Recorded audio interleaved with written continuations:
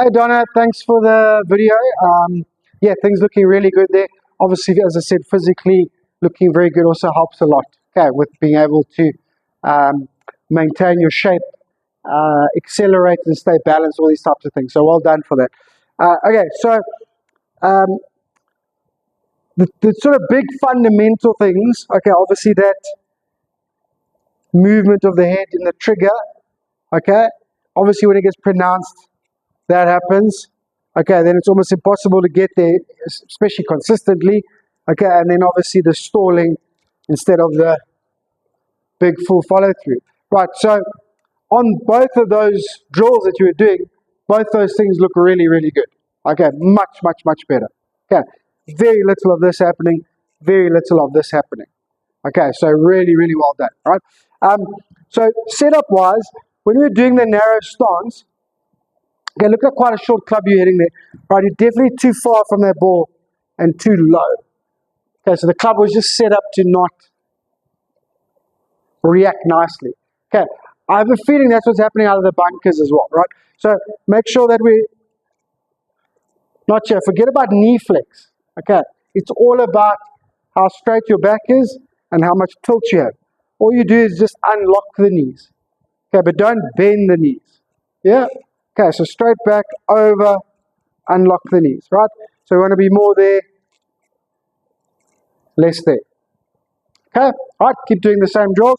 All right, and then ball forward drill. The setup looked a little bit better with the wider stance, but still too much here, too upright here. It's got to be there. Okay, and then ball forward drill, we're not starting the club at the ball, we're starting the club here. Okay, so we're not starting the club there because you can see what happens to my shoulders. We're starting it here.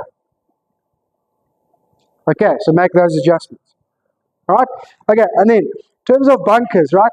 So if you don't have enough lag coming into the sand in a bunker, all right, and if you have a little bit of movement up here and you don't control your low point, okay, then bunker play is going to be very, very, very hard. Okay, and obviously those are your two major sort of ball striking things. So these are your fundamental things that set up what we're trying to do, but what we're trying to do in the long term, late hit, full extension.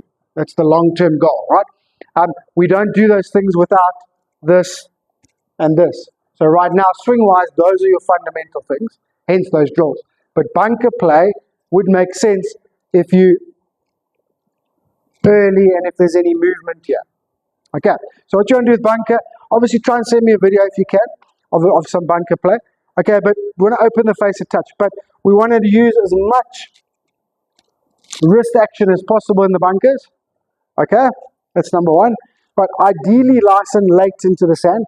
But again, from there we got to snap the right hand and really accelerate the body through the sand. Okay, especially the fluffy sand around the greens. The hard pan, what's happening is the same thing. Okay, it's early release, head behind the ball. And then the club hits the sand here, and then as it bounces off the hard pan, you hit the middle of the ball. That's why it rockets over the green. Exactly the same thing with heavy sand. Okay, and all the sand collects on the club, and obviously the club slows down, so then the ball just goes here.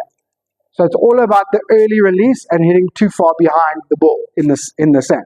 Okay, that's probably what happens with a 3-wood top as well. Okay, touch of movement, yes, but sort of early release, and then you hit the ball, you hit it on the way up. Okay, you wouldn't notice it with the driver because the driver's teed up and it will still go. Okay, so bunkers, all right, okay, really stay low and really stay forward. Lots of wrist action, okay, and then we're trying to hit closer to the ball than you think, 1.5 inches. Okay, so what I want you to do, if you can, obviously send me a video, but if you can, just draw a line in the sand, like that. Okay, and see if you can set up and hit that line.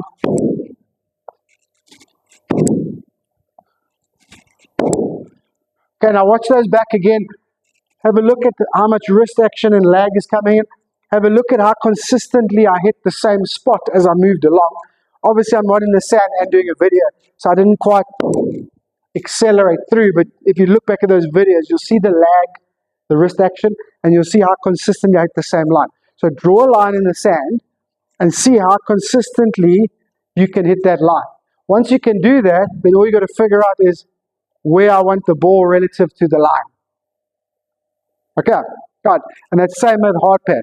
It is going to come out a bit hotter out of the hard pan because there's not so much sand between the face and the golf ball, but it'll be consistent. Okay, so try that out, send me some videos, have a look at those. Keep to your drills, but make those subtle setup changes. Okay, and just keep doing what you're doing on the golf course. Obviously, most important thing, well, both, but still, but most important thing, that free follow through with the long clubs. Okay, good luck, keep it up. I hope you're feeling better, and I'll talk to you soon.